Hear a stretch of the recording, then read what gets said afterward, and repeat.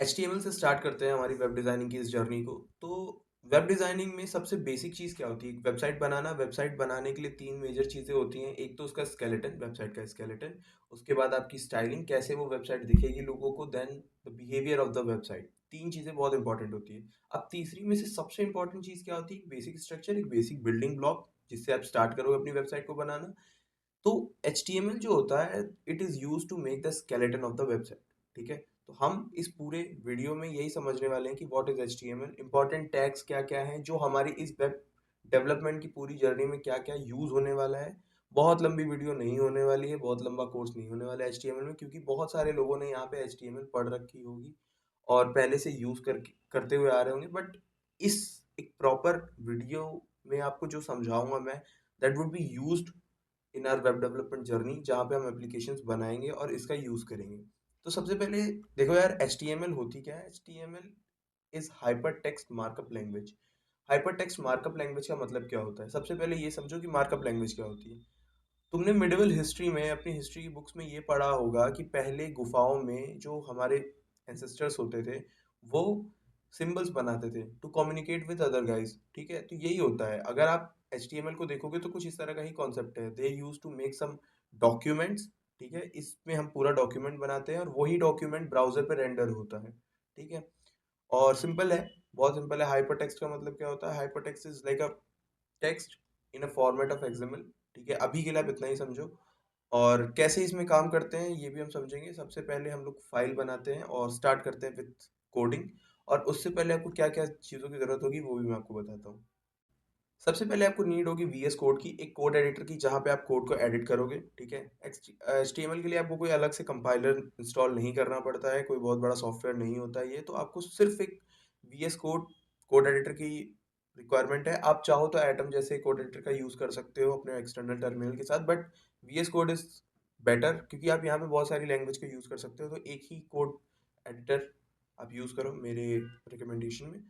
सबसे पहले इसको डाउनलोड करने के लिए हमें करना क्या है? हमें किसी भी ब्राउज़र को खोलना है और वहाँ पे लिखना है डाउनलोड VS कोड। सिंपल। ठीक है? इसको मैं थोड़ा सा बड़ा करता हूँ।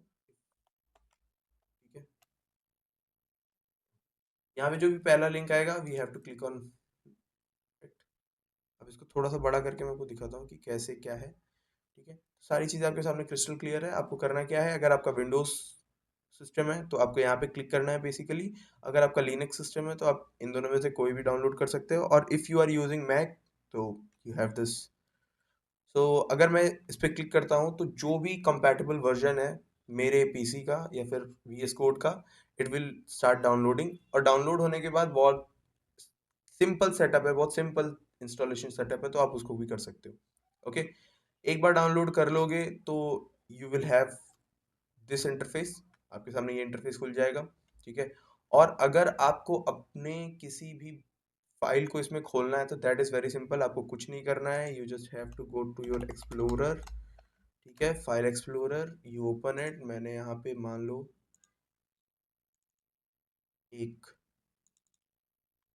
फाइल बना रखी है, simple.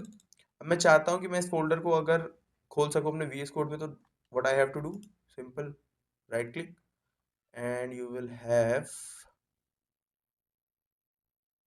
To more option, then open with code. Simple. अब आपका पूरा वर्क स्पेस खुल गया है और यही रिकमेंडेड तरीका होता है to open your VS code. ठीक है? एक और तरीका होता है टर्मिनल वाला। जब हम लोग गिट और गिटहब के बारे में बात करेंगे तब मैं उसके बारे में बात करूंगा। अभी के लिए आप ये वाला तरीका यूज करो। ओके? अब करना क्या है? आपको सबसे पहले एक फाइल बनानी है। हर फाइल जो भी आप कंप्यूटर साइंस में बनाओगे, it will have a extension. Extension क्या करता है? एक्सटेंशन बताता है कि इस फाइल का बिहेवियर कैसा होगा। ठीक है? तो बेसिकली यहाँ पे हम HTML की बात कर रहे हैं तो एक्सटेंशन भी HTML होगा। तो बनाते हैं, बट ये हर बार नहीं होता है कि अगर आप जिस चीज़ की बात कर रहे हो एक्सटेंशन भी हुई हो। Extension are some codes. तो यहाँ पे बेसिकली यही कोड है। अगर थोड़ा सा और बड़ा करो तो कोई प्रॉब्लम? Everything is okay. अब हमें करना क्या है? हमें सबसे पहले ये समझना है कि व्हाट इज HTML। देखो, HTML तो एक डॉक्यूमेंट होता है। ठीक है? और जो भी डॉक्यूमेंट होता है उसका डॉक टाइप आपको देना पड़ता है। तो डॉक टाइप क्या होगा इसका? HTML होगा और उसका वर्जन। ठीक है? तो आपका जब भी HTML की फाइल स्टार्ट होगी तो how will it start? Doc type. ठीक है? और उसका वर्जन।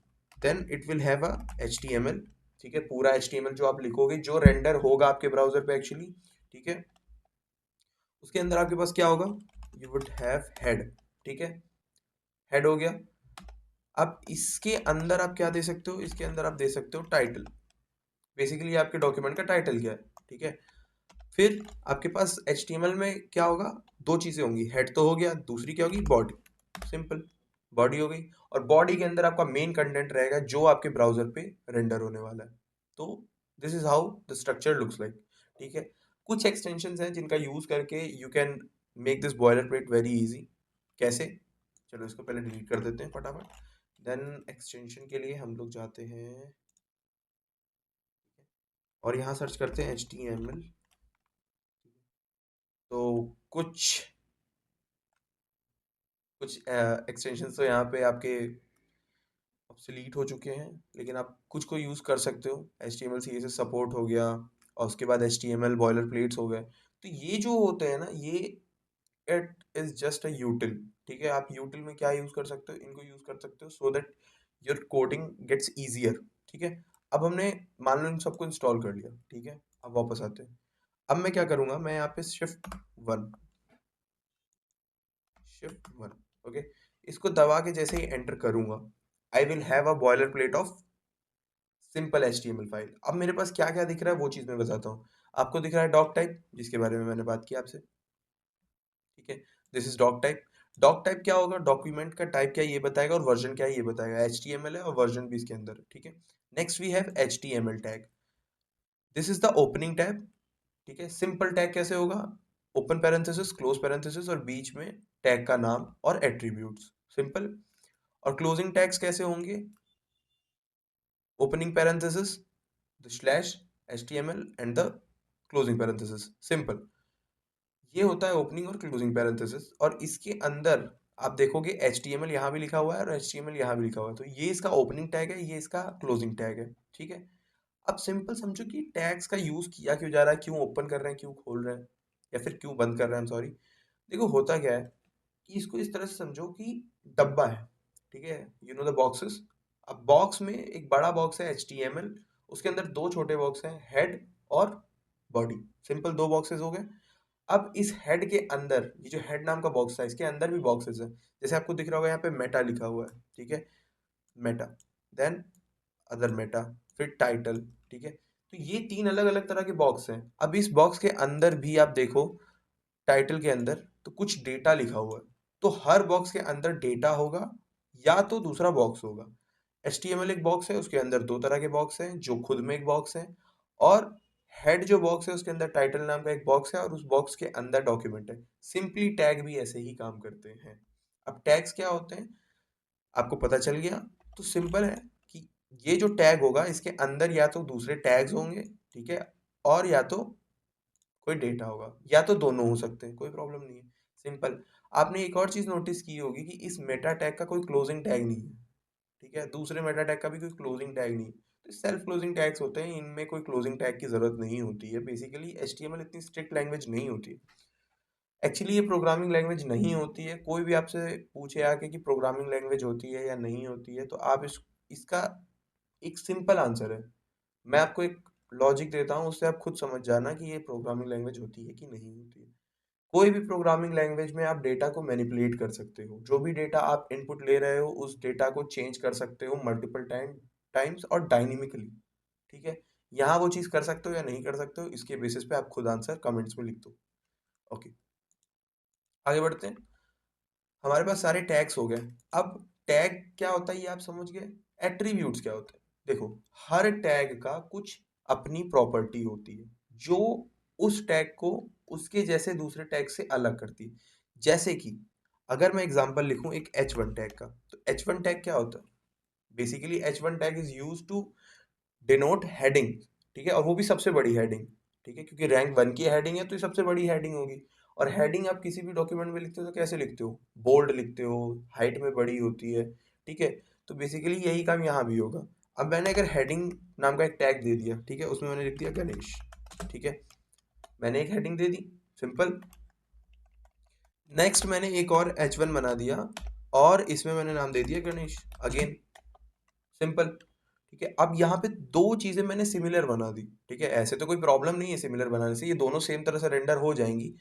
बट अगर मैं चाहता हूँ कि इन्हें चेंज करूँ, अलग अलग करूँ, और अलग करने के लिए मुझे क्या करना पड़ेगा, मुझे सिंपल ये H1 और ये H1, ये जो दो H1 है इनमें से किसी एक को थोड़ा सा अलग करना पड़ेगा, सो दैट मैं क्या करूँगा कि जो अलग वाला है उस पे अलग अलग तरह की डिजाइनिंग लगा सकूँ। बेसिकली यही काम होगा। अब अभी तो ये काम मैं नहीं कर सकता क्योंकि ये भी H1 है और ये भी H1 है, दोनों सिमिलर हैं। अब मैं कुछ भी नहीं कर सकता इसमें। मैं क्या करूंगा, मैं देखूंगा कि इन दोनों टैग्स के एट्रीब्यूट्स क्या होते हैं। तो बहुत बेसिक एट्रीब्यूट्स होते हैं जो हर टैग में मिलेंगे आपको। क्लास, ठीक है, आईडी, नेम। ठीक है, अब मैं इन तीन एट्रीब्यूट्स में से किसी भी एक एट्रीब्यूट को, मान लो मैंने क्लास उठाया, ठीक है, अब मैंने इसको हटा दिया, अब मैंने क्लास उठाया और क्लास को, ऊपर वाले क्लास को अलग नाम दे दिया, अपर हेडिंग। ठीक है, और नीचे वाली क्लास को दूसरा नाम दे दिया, ठीक है, that would be lower heading. तो क्या हुआ कि मैंने एट्रीब्यूट्स का यूज किया to change the properties of these two similar headings. ठीक है, अब मैंने जब प्रॉपर्टीज चेंज कर दी, एट्रीब्यूट्स क्या होते हैं, जो एट्रीब्यूट्स यहाँ पे आपको दिख रहे हैं जिससे आप प्रॉपर्टीज भी कहते हो एक टैग की, वो मैंने चेंज कर दी। अब मैं चाहूंगा तो अपर हेडिंग को अलग तरह से डिजाइन कर लूँ और लोअर हेडिंग को अलग तरह से डिजाइन कर लूँ। तो एट्रीब्यूट्स क्या होते हैं, attributes are simply the properties of a tag. ठीक है, हर टैग की कुछ स्पेशल प्रॉपर्टीज भी होती हैं और कुछ कॉमन प्रॉपर्टीज भी होती हैं। जैसे कि मैंने जो क्लास बताया, ये एक कॉमन प्रॉपर्टी है, ये सब में ही मिलेगा आपको बेसिकली। ठीक है, तो इस तरह से आप काम करते हो। ठीक है, अगर मैं आपको बेसिकली बात बताऊं कि क्या इंपॉर्टेंस है इन एट्रीब्यूट्स का, तो आप धीरे धीरे धीरे जैसे ही जावा स्क्रिप्ट पे स्विच होगे, जैसे ही सीएसएस पे स्विच होगे, आपको समझ में आएगा कि इनका यूज सबसे ज्यादा होने वाला है। ओके, तो हमने समझ लिया टैग क्या होता है, हमने समझ लिया एट्रीब्यूट्स क्या होते हैं, और हमने समझ लिया कि हेडिंग्स क्या होती है। अब हमें एक और एक्सटेंशन डाउनलोड करने की जरूरत है, that would be live server. वापस आते हैं,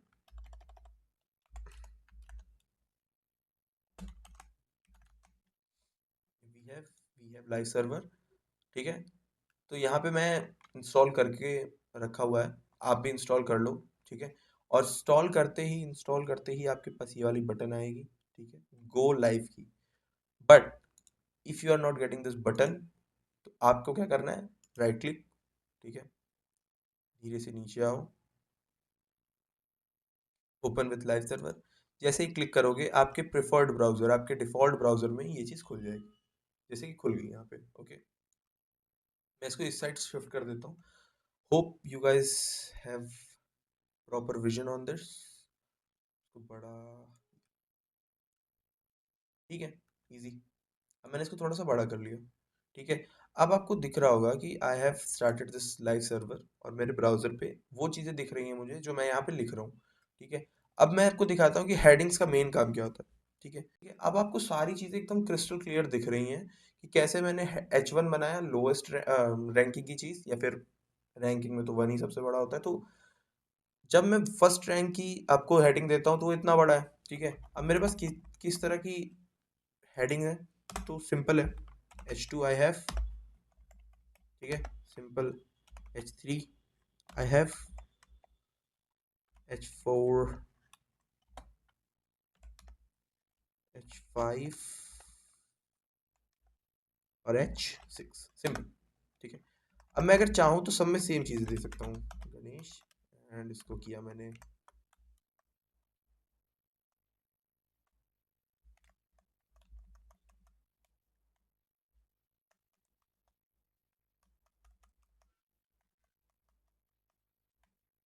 ओके, तो क्लियरली विजिबल है कि जितना मैं नंबर बढ़ा रहा हूँ एच का, H1, H2, H3, H4, उतना ही मुझे छोटे साइज का हेडिंग दिख रही है। ठीक है, तो सिंपल यही चीज़ होती है, ये एक बहुत बड़ा कॉन्सेप्ट नहीं है। आपको पता है कि अगर आपको सबसे बड़ी हेडिंग चाहिए तो you have to use H1, then you have to use H2, H3, H4, H5, H6, simple. तो HTML में बेसिक टैग हेडिंग आप सीख चुके हैं। नेक्स्ट वी हैव, अब किसी हेडिंग के बाद आप किसी डॉक्यूमेंट में क्या लिखते हो, यू राइट पैराग्राफ। तो पैराग्राफ के लिए यहाँ पे क्या टैग यूज होता है, पी, सिंपल पी। अब मैंने जैसे ही पी क्लिक किया, you have a tag here. ठीक है, अब मैं इस पे कुछ भी लिखना चाहूँ तो एक रैंडम टेक्स्ट जनरेटर होता है lorem. If I use this, okay I have, ठीक है, कोड थोड़ा सा अलग हो गया, ठीक है, यहाँ पे आपको दिख रहा होगा कि रैंडम टेक्स्ट जनरेट हो चुकी है पैराग्राफ के फॉर्म में। तो सिंपल है, बहुत सिंपल चीज़ है, आप इस चीज़ को समझो कि जो हेडिंग होती है that would be a bigger in font, bold in font. आप चाहो तो इसको भी बोल्ड कर सकते हो, हर चीज़ को मैं आपको करके दिखाता हूँ।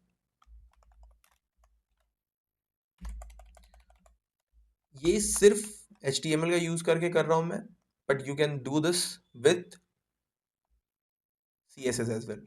इटैलिक भी आप कर सकते हो चाहो तो, that would be I, okay, आपको दिख रहा होगा। आपके पास lorem ipsum is normal, dollar is bold and the set is, that is italic।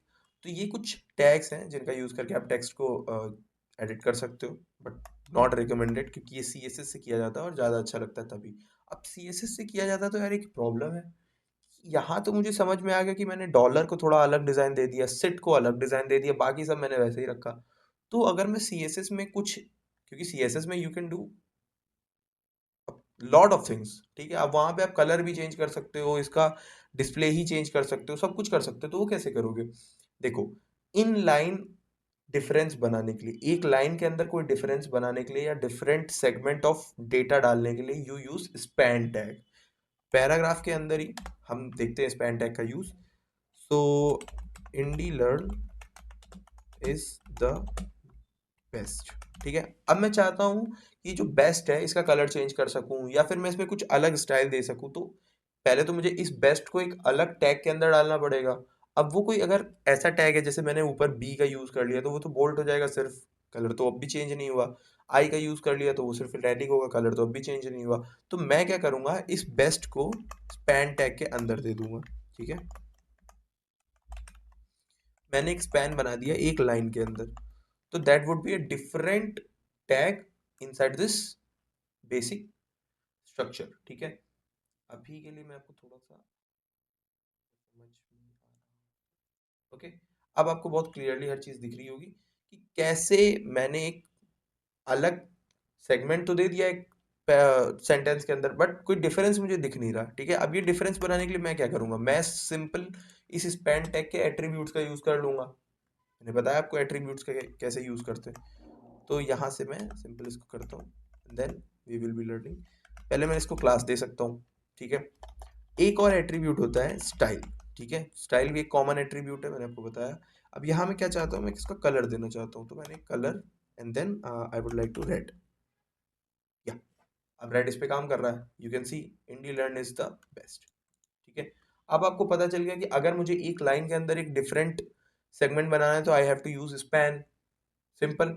अब इतनी चीजें सीखने के बाद आपने सीखा कि आप हेडिंग कैसे बना सकते हो, आप पैराग्राफ कैसे बना सकते हो, वो सारी चीजें। अगर ये सब चीजें आपको प्रैक्टिस करनी है तो, और क्या होगी अगर आप प्रैक्टिस करते करते एक अच्छी रैंक बना सके, जिस रैंक का यूज करके you can get yourself expose to the recruiters only, ठीक है। अब जो रिक्रूटर्स हैं वो कैसे कैंडिडेट्स को ढूंढते हैं, वो ऐसे कैंडिडेट्स को ढूंढते हैं who can prove their skills. तो आप अपने स्किल्स को एक मेजरमेंट और या फिर एक सर्टिफिकेट दे सकते हो using the gift. The gift क्या है? The gift I have created competition on, ठीक है। आपको सिंपल जाना है, इस कंपटीशन का लिंक मैं आपको नीचे डिस्क्रिप्शन में दे दूंगा, उस कंपटीशन को सॉल्व करना। कंपटीशन सॉल्व करने के बाद आपके पास एक सर्टिफिकेट भी आएगा और आपकी जो प्रोफाइल है इट विल बी इनहेंस्ड, और इनहेंस होने के बाद वो प्रोफाइल रिक्रूटर्स को दिखेगी when they are searching for the candidates, और आप उस प्रोफाइल का यूज करके you can apply for the job on the same portal only, ठीक है। तो आपको करना क्या है, तो कंपटीशन इज फ्री, आपको सिंपली इस कंपटीशन पे क्लिक करना है, कंपटीशन के लिंक पे जाना है, और आपको दिखेंगे यहाँ पे ज्वाइनिंग बटन दिखेगा पहले तो, and then you have to join the competition. सारे रूल्स पढ़ लेना, रूल्स तोड़ते ही कंपटीशन आपके हाथ से चला जाएगा, और एक भी कंपटीशन, जितने आपके पास कंपटीशन है उनमें से एक भी कंपटीशन जाएगा that would be reflected on your dashboard, ठीक है। वैसे तो कोई बहुत बड़ी चीज़ नहीं होती है, लेकिन आप ट्राई करो कि इस पे अच्छी प्रैक्टिस करो so that you can make a hold on your skill as well, और उसके बाद आप रिक्रूटर्स को दिखो, ठीक है। तो अगर आपको प्रैक्टिस करनी है डेवलपमेंट की तो देन यू कैन यूज, यहाँ पे इंडिपेंडेंट क्वेश्चंस भी हैं, और आप इस कंपटीशन का यूज़ कर सकते हो, जिसमें मैंने आपके हिसाब से सारे क्वेश्चंस डाल रखे हैं। जैसे जैसे मैं चीज़ें पढ़ाता जाऊंगा आपको, वैसे वैसे you will be able to solve this competition. ठीक है, अब सबसे पहले क्या करना है, मुझे ये दिख रहा है कि मेरा पहला क्वेश्चन क्या है। मेरा पहला क्वेश्चन है, create a web page with one heading and one paragraph using HTML। Problem description पढ़ लेना।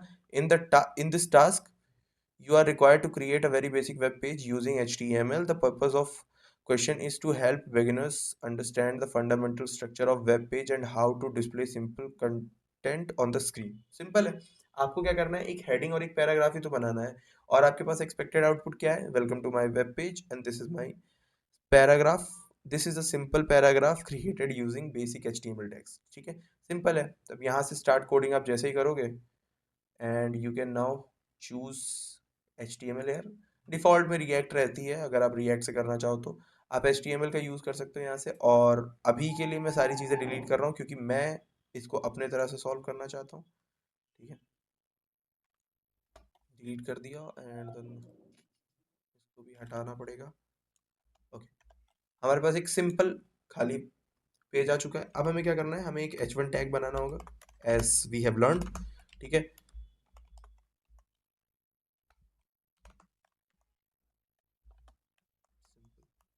और हमें क्या लिखना है, वेल। कॉपी पेस्ट इस प्लेटफॉर्म पे नहीं होता है, तो करने का ट्राई भी मत करना।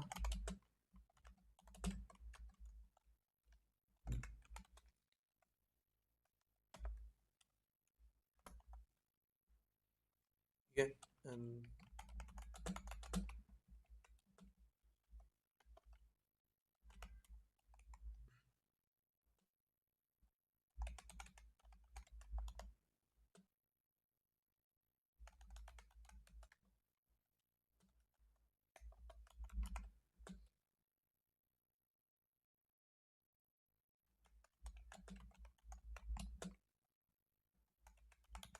ठीक है, सिंपल है। अब मैंने ये चीज़ बनाई कुछ तो, Tailwind I have to delete, कुछ भी कुछ गलती, हेड हटा दिया। ठीक है, एवरीथिंग इज ओके। अब यहाँ पे आपको दिखेगा कि एक्सपेक्टेड आउटपुट और मैंने जो वेब पेज बनाया है वो दोनों सिमिलर है। ठीक है, फिलहाल मैं नहीं कर सकता हूँ इसको सेव एंड नेक्स्ट, क्योंकि ये कंपटीशन मैंने ही बनाया है। But you guys can easily solve this competition, और सॉल्व करने के बाद आपको सर्टिफिकेट मिलेगा। यहाँ पे जितने भी क्वेश्चन आपको दिख रहे हैं, ये फाइनल क्वेश्चंस नहीं है, इसमें मैं और क्वेश्चंस ऐड करता जाऊंगा टाइम के साथ, जब मैं आपको सारी चीज़ें पढ़ाता रहूंगा।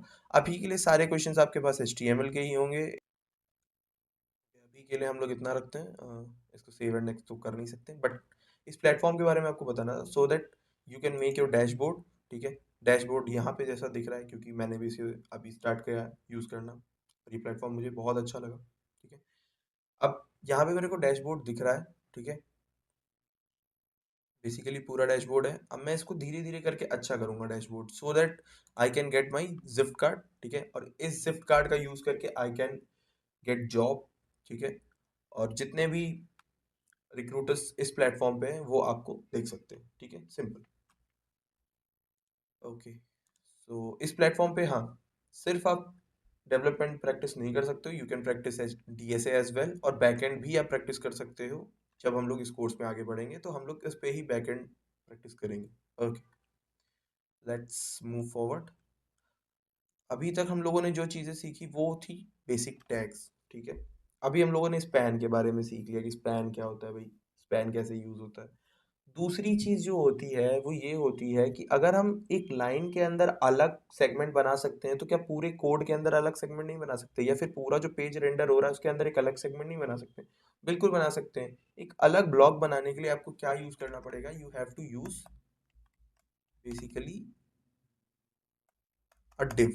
ठीक है, अब डिव टैग क्या होता है, कैसे काम करता है, ये सारी चीजें हम इस वीडियो में देखने वाले हैं। अब डिव टैग क्या करता है, डिव टैग आपके लिए एक बेसिक अलग सा ब्लॉक बना देगा। ठीक है, और इस डिव टैग का एट्रीब्यूट यूज करके आप उस बेसिक ब्लॉक का डिजाइन अलग कर सकते हो, बिहेवियर अलग कर सकते हो, सब कुछ अलग कर सकते हो। ठीक है, जब हम लोग जावास्क्रिप्ट पढ़ेंगे तो एक अलग ही सेगमेंट ऐड करने के लिए इस ब्राउजर में या फिर इस वेब पेज में हम डिव का यूज सबसे ज्यादा करेंगे। ठीक है, वो मैं धीरे धीरे आपको बताऊंगा। अभी के लिए आप इतना समझो कि डिव एक अलग तरह का ब्लॉक बनाएगा, ठीक है। अब इस ब्लॉक में क्या कर सकते हैं हम लोग, हर वो चीज़ कर सकते हैं जो हम ऊपर करते आए हैं। हम एक H1 दे सकते हैं, H1 दे सकते हैं, ठीक है, और यहाँ पे रेंडर होगा, ठीक। नेक्स्ट वी हैव, हम यहाँ पे एक पैराग्राफ दे सकते हैं। सो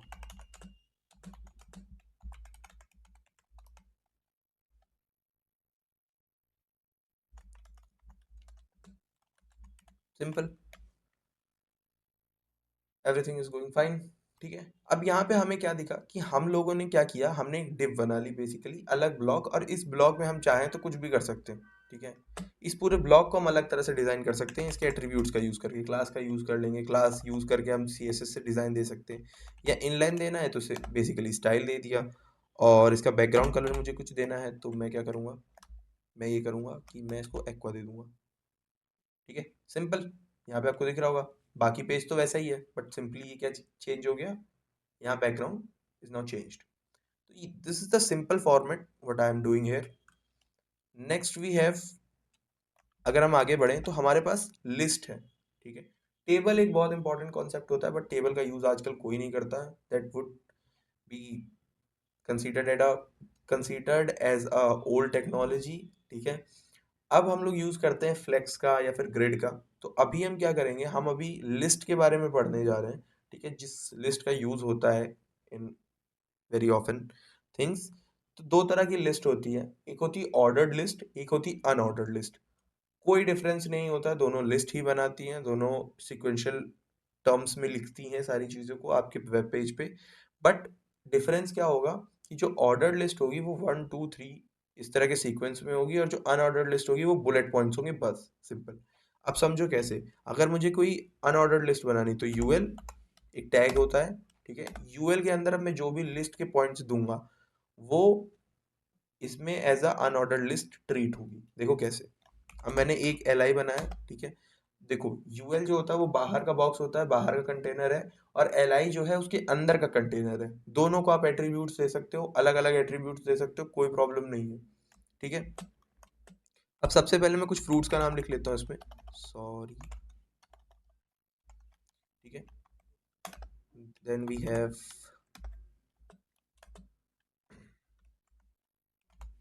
जब इस गिटहब कोपायलट को काम करना होता है तब नहीं करता है, जब नहीं करना होता है तब पूरा करता है, कर रहा है वैसे, ठीक है। अब मैंने एक लिस्ट बनाई तो आपको दिख रहा होगा कि ये जो लिस्ट है बेसिकली क्या हुआ, एक अनऑर्डर्ड लिस्ट है, ठीक है। अनऑर्डर्ड लिस्ट में क्या है, मतलब यहाँ कोई नंबर वगैरह नहीं लिखा है, ठीक, सिंपल है। कुछ एट्रीब्यूट्स हम लोग अनऑर्डर्ड लिस्ट के भी देखते हैं, जैसे टाइप एक एट्रीब्यूट होता है इसका, ठीक है। अब टाइप सर्कल का क्या मतलब है, आपको सिंपल दिख रहा होगा कि यहाँ पे जो बुलेट पॉइंट था हमारा उसकी स्टाइल चेंज हो चुकी है, ठीक है। इसके अंदर भी कॉमन पॉइंट्स होते हैं जो आप यूज कर सकते हो, ठीक है। तो लिस्ट आपने समझी कैसे यूज होती है, क्या चीजें हैं। Then we have ordered list. Unordered तो पता चल गई कि ऑर्डर कुछ होगा नहीं, अनऑर्डर्ड ही रहेगी वो।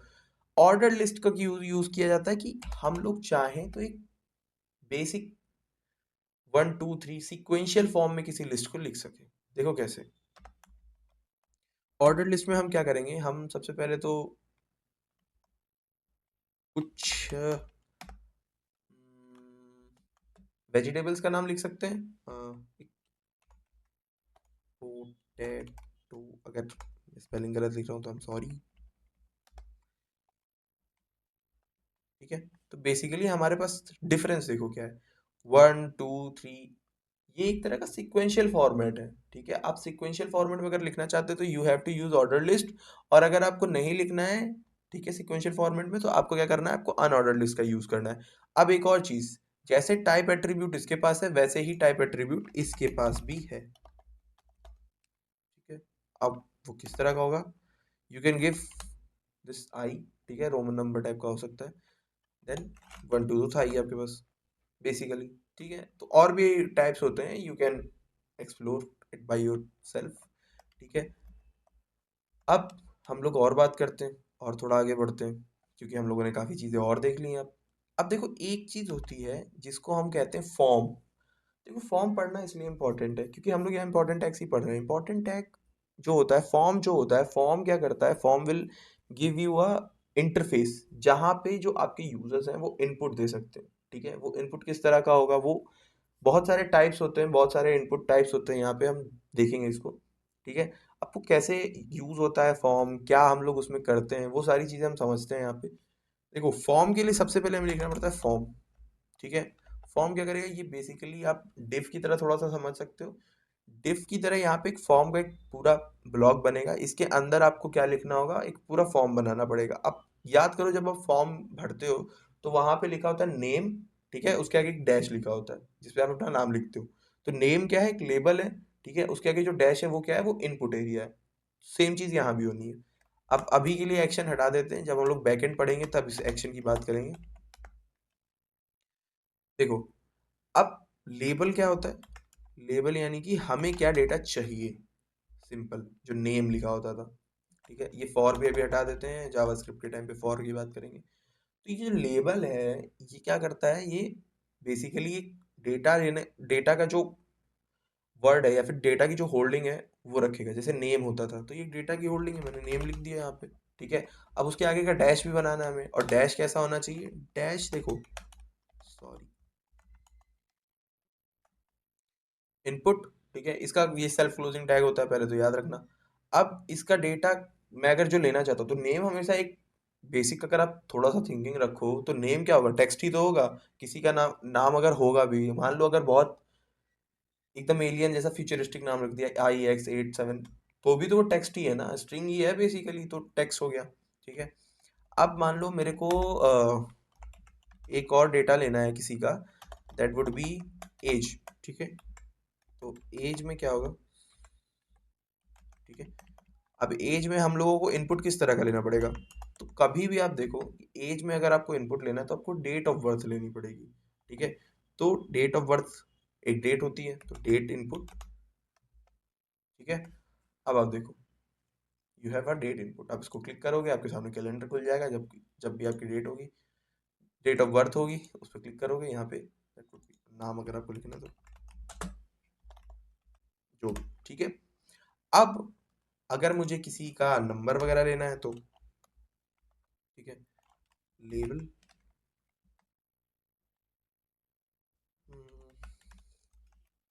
ठीक है, that would B type number. ठीक है, यहाँ पर क्या होगा, वैसे तो ये जो नंबर है ये फोन नंबर नहीं हो सकता, क्योंकि आप यहाँ पे माइनस वैल्यूज भी आती हैं। इसे रोकोगे कैसे, ये रोकोगे आप जावास्क्रिप्ट का यूज करके, दैट वुड बी रेजेक्स का यूज करके, वो भी। तो ये सारी चीजें हम करेंगे आगे। तो नंबर जो टाइप होता है, इसमें आप क्या कर ले सकते हो, आप कोई भी नंबर ले सकते हो, इंट फ्लोट सब कुछ, तो यहाँ पे आप ले सकते हो। ठीक है, सिंपल।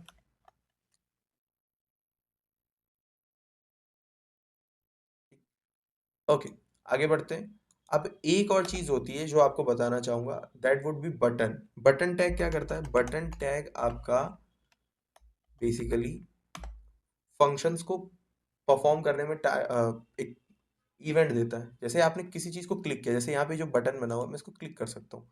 ठीक है, अब इसके क्लिक करने में क्या हो रहा है, मैं स्क्रॉल अप हो जा रहा हूँ, क्योंकि मैंने कोई इवेंट नहीं दे रखा है इसमें। इवेंट पे इसको क्लिक करने में क्या फंक्शन होना चाहिए, मैंने दिया ही नहीं है।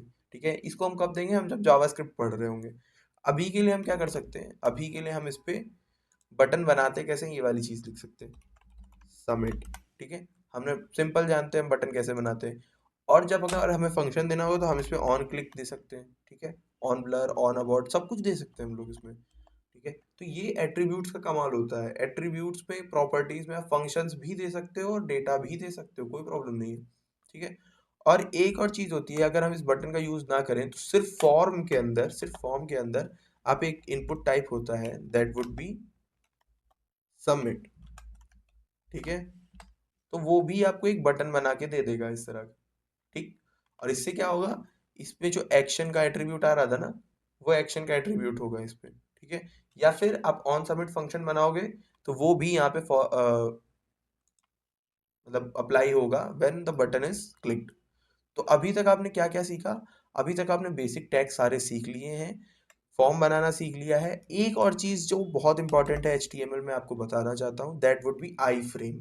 ठीक है, आई फ्रेम क्या होता है, देखो आई फ्रेम बहुत सिंपल चीज होती है।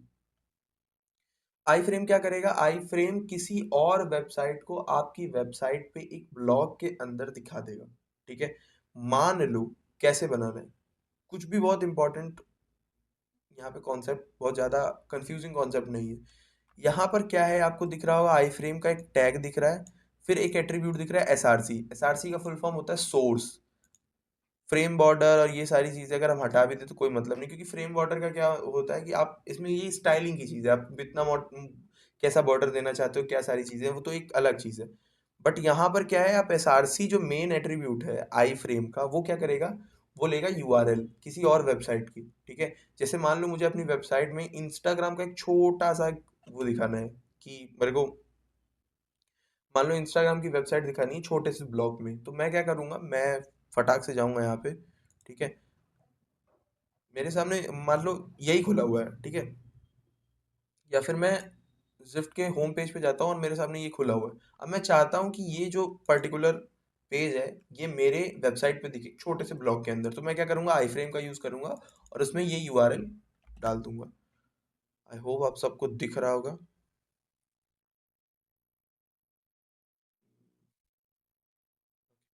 मैं क्या करूँगा, इस एसआरसी के अंदर उस चीज़ को डाल दूंगा। ठीक है, तो अब बेसिकली क्या होगा कि यहाँ पे इस ब्लॉक के अंदर द स्विफ्ट, ओके, तो ज़िफ्ट जो है वो सपोर्ट नहीं करता है इस कनेक्शन को। आई फ्रेम लगाने के लिए सबसे इम्पोर्टेंट है कि ज़िफ्ट या फिर जो भी आप सोर्स डाल लो, वो इस तरह के आई फ्रेम्स को सपोर्ट करे। ठीक है, हम लोग कहीं और ट्राई कर सकते हैं। ठीक है,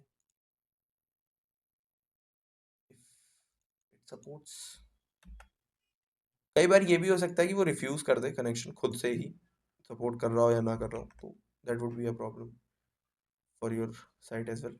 ठीक है,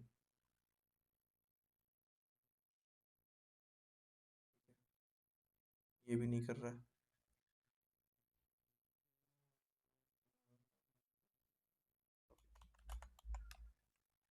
ये चीज़ जो हम लोग,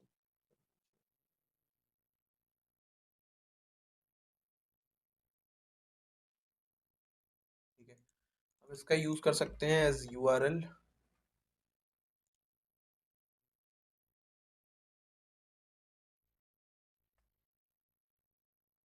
या सिंपल। अब आप देखो क्या हुआ, कि मैंने इस पर्टिकुलर एरिया में उस एक वेबसाइट को रेंडर करा दिया, जो वेबसाइट मैंने बनाई नहीं है अभी तक। ठीक है, ये किसी और की वेबसाइट को मैंने अपनी वेबसाइट पर रेंडर करा दिया यूजिंग आई फ्रेम। तो this is what iframe does. अभी तक के लिए जो आपकी चीज़ें मैंने बताई हैं, ये इंपॉर्टेंट HTML टैग्स हैं, इनको रिवाइज करना, ये सारी चीज़ें पढ़ना। इस वीडियो को अपने दोस्तों के साथ शेयर करो, इस प्लेलिस्ट को अपने दोस्तों के साथ शेयर करो, और जिफ्ट पे जाके अपना अकाउंट बनाओ, आज ही प्रैक्टिस स्टार्ट करो। द जिफ्ट कार्ड बनाओ, उस कार्ड का यूज़ करके जॉब्स के लिए अप्लाई करो, गेट योर फर्स्ट इंटर्नशिप, और अपनी स्किल्स को शार्प करते रहो जिफ्ट पे प्रैक्टिस करके। Thank you.